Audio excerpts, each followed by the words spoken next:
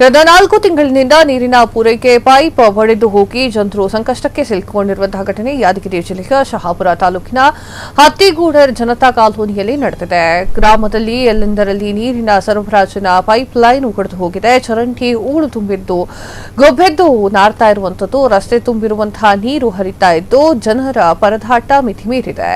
ಸರಿಯಾಗಿ ವಿದ್ಯುತ್ ಕಂಬಗಳಿಗೆ ಬೀದಿ ದೀಪಗಳು ಸಹ ಇಲ್ಲದಂತೆ ಆಗಿದೆ. ಈ ಬಗ್ಗೆ ಅಧಿಕಾರಿಗಳಿಗೆ ಹೇಳಿದ್ರೂ ಕೂಡ ಕೆಲಸವನ್ನ ಮಾಡ್ತಾ ಇಲ್ಲ ಅಂತ ಹೇಳಿ ಗ್ರಾಮಸ್ಥರು ಅಳಲನ್ನ ತೋಡ್ಕೊಂಡಿದ್ದಾರೆ. ಈ ಬಗ್ಗೆ ತಾಲೂಕು ಪಂಚಾಯಿತಿ ಕಾರ್ಯನಿರ್ವಾಹಕ ಅಧಿಕಾರಿಗಳಿಗೆ ಕೇಳಿದ್ರೆ ನಾನೇನು ಮಾಡ್ಲಿ, ನಿಮ್ಮ ಗೋಳು ಯಂತ್ರಿ, ನಿಮ್ಮ ಫೋನ್ ಮಾಡಿ ಅಂದ್ರೆ ನೀವು ಫೋನ್ ಮಾಡಿ ತಲೆಯನ್ನ ಯಾಕೆ ತಿಂತಿದ್ದೀರಾ ಅಂತ ಹೇಳಿ ದೊಡ್ಡದಾಗಿ ಮಾತನಾಡ್ತಾ ಇರುವಂತದ್ದು.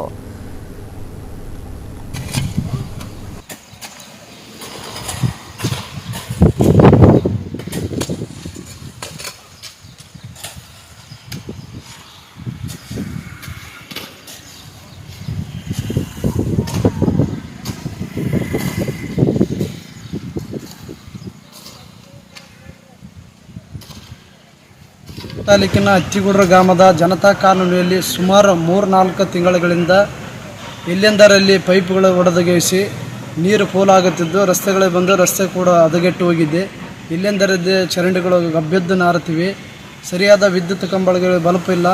ಈ ಸಂಬಂಧಪಟ್ಟ ಗ್ರಾಮ ಪಂಚಾಯಿತಿ ಅಭಿವೃದ್ಧಿ ಅಧಿಕಾರಿ ಅಧ್ಯಕ್ಷರ ಗಮನಕ್ಕೆ ತಗೊಂಬಂದರೆ ಮೌಖಿಕವಾಗಿ ಸ್ಥಳಕ್ಕೆ ಬಂದು ಭೇಟಿ ನೀಡಿ ಕೈ ತೊಳೆದುಕೊಂಡಿದ್ದಾರೆ. ಯಾವುದೇ ಕೆಲಸಗಳು ಮಾಡುತ್ತಿಲ್ಲ.